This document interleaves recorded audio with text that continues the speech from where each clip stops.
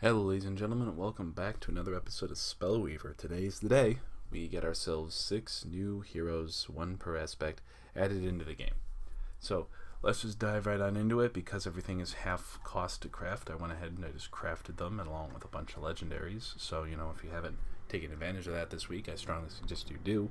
I think I made 8 epics along with each hero, so that's 14 epics in one day. That's definitely our record for me. So first things first, we're going to dive right on in. So the first one, Hermelian.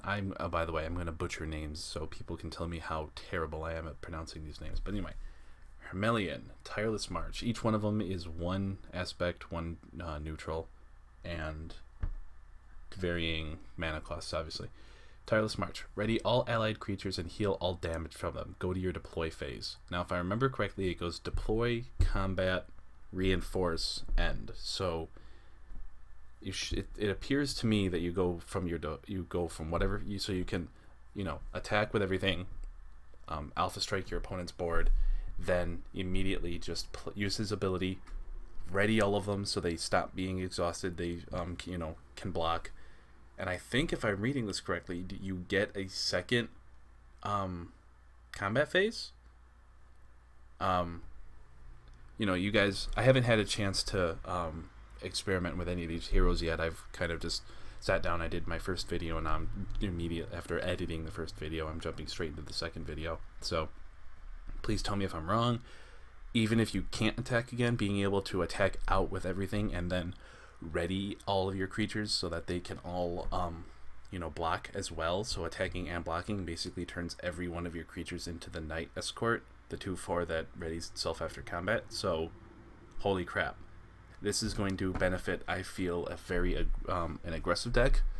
It can also possibly benefit kind of an Angel-esque deck. The ability to just attack with everything and not have to worry about what your opponent's going to be flinging back at you in retaliation is very, very strong. Next, Elric the Twin Blade, Illusion Twin. Summon a Djinn illusion creature with attack HP and speed equal to the largest attack HP speed among creatures you control. Whenever this is dealt damage, destroy it. So there's a really good picture up on the forums of exactly how this works. The player has Lightning Elemental, the 2/1 speed 4 creature, and Dread Knight in play. And when he plays Illusion Twin and summons it, it's a 6/6 with speed 4. Now that is ridiculous. It's very, very crazy. This benefits a very specific board setup, but it also gives you the ability to summon out some kind of blocker, double a blocker. I don't believe it copies the effect, because it keeps its effect whenever this creature is dealt damage, destroy it. But it's going to be.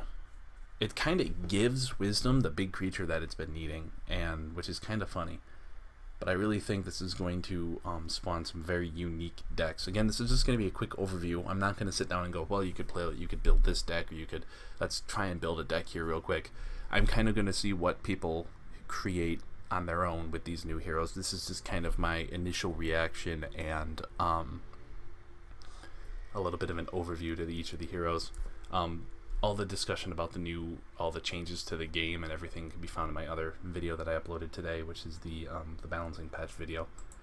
Anyway, next, Keanu, Edge of the Spear. Now I know it's like Ayunu or something like that, but I'm gonna call him Keanu because he kind of looks like Keanu Reeves, and the concept of Keanu Reeves being an elf makes me laugh. So to me, he's Keanu.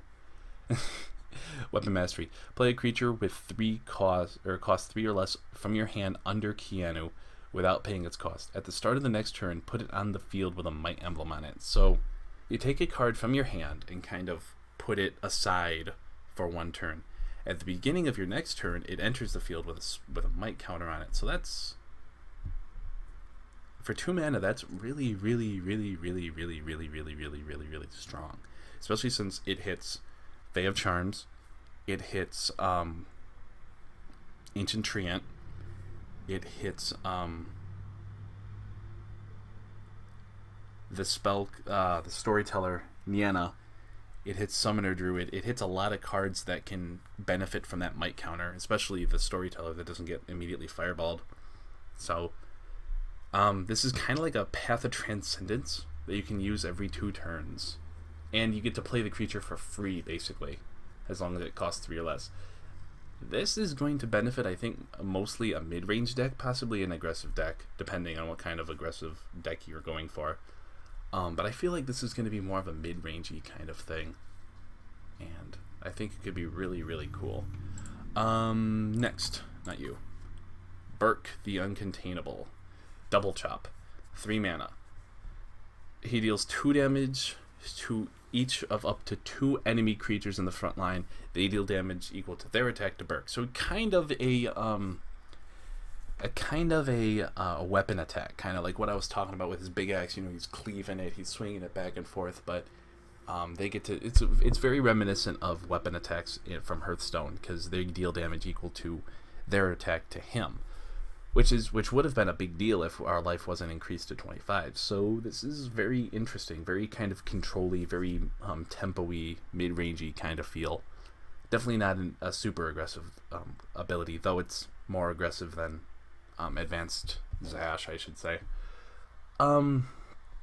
Very, very interesting, and I think it'll definitely greatly benefit some form of aggression, more maybe like a tempo kind of deck.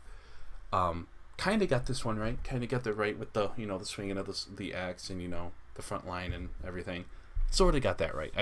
I called 3/2/1 to 3 creatures, but same amount of damage just divided among 2 creatures. So I'm gonna actually save Coronis. We're gonna jump to Enoch. Enoch the Steel Horror. Blood Feast. 2 mana. Sacrifice a creature. Creatures you control get +1 attack until end of turn. You gain 1 life for each creature you control. Wow. Okay, wow. This is something. It kind of benefits a zombie horde kind of thing, because you're sacrificing zombies, that you're not using for much of anything else. Also, it's very in keeping with Zyara, the Epic, and Necromantic Cult. So I'm really, this hero probably more than any other, I'm really, really curious to see what people come up with for him. You sacrifice a creature, your creatures get bigger, you gain life. I mean, this is kind of like what I called, increasing the power of your board and pushing for more damage. This combined with Zyara might just give you the extra push that Zyara needed. Like, Zyara gives -1/-1 to everything, which means that the board kind of stays in the same position it was in, only you've got a big creature. But you use Zyara and then use Blood Feast so that your creatures are bigger, then you might just have that advantage. You know what I mean? I really think he fits in a deck with Zyara, Necromantic Cult, and even like Flesh Sculptor. I can't believe that card almost slipped through my mind. Flesh Sculptor, Zyara, and Necromantic Cult. Someone take those cards with this hero, make a deck, make it work. That's my challenge to my community. So, anyway, on to the last one. Cronus the Blood Reaper. Soul Raven, 2 mana. Pay 2 life. Summon a Soul Raven on the field. At the end of the turn, if the enemy hero was dealt damage this turn, put a Might Emblem on each Soul Raven you control. Soul Raven. Regularly, it's just a 2 mana, level 1, 0/1, flying lifebound. But every turn, it's going to be getting more and more might counters. Now, this could be combined with what I was just talking about with, like, Necromantic Cults and stuff where you can buff these Soul Ravens, because these Soul Ravens, if you manage to buff them, they're going to be a huge pain to deal with, especially with Cataclysm now costing 6 mana. I mean, this guy, I feel like this guy, potentially this guy, I don't know. I feel like he's got a very niche deck that will be very strong. And this guy are the real, like, hero, or the real champions coming out of this patch. Like, these new heroes, they're kind of like the bigger or the better of the 3 new heroes. I really like how Tireless March is splashable. That's one of the things I was asking for, was something more splashable than Angels and Soldiers. Each one of these is splashable. Each one of these has very wide application, although he's kind of sort of got certain cards that are fitting to him right now. But these are all really interesting heroes, and I cannot wait to see what people come up with for this deck, or for these decks.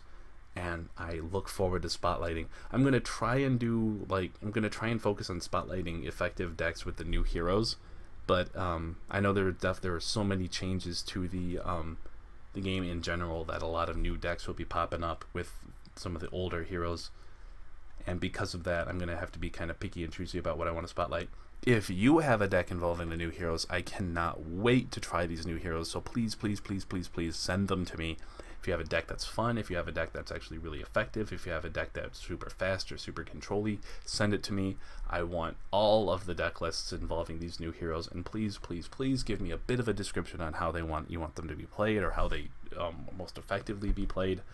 I don't expect them anytime immediately, because this patch went live like a couple hours ago. So, but please, if you're watching this video and you have a deck that you're like, wow, I really want to try this, or let me try the mono corruption, kill everything, make everything gigantic, and kill your opponent with it kind of deck. All decks that you guys can think of to send me, please send me. Even if I don't do deck doctor videos for them, I'd love to try them out and maybe even spotlight some of my favorites. Please just send me anything you guys can think of, because for by all means, this is going to be so much fun to play all these new decks and try out everything. So at any rate, guys, I just wanted to do a quick video about the new heroes. I did a half-hour long video about the balancing patches, or the balancing patch in general. So this one's going to be a little shorter. So I hope you guys enjoyed this video. If you did, thumbs up, comment, subscribe. The Spellweaver community is growing, especially since the devs went to the convention over in the UK. We are inching towards the Steam green light, so Steam green light, so the community is going to be growing even more then. I do have much more access to a lot more epics. Like I said, I crafted a whole bunch of them, so that's not going to be much of anything holding me back, for building decks. So please, by all means, send me anything you guys can think of. I'm really excited to see what people come up with. People much more clever and much more creative than me, with a better understanding of how this game works. So anyway, guys, that's going to do it for me. May the cards rise to meet you, and bring good RNG to your enemies' enemies.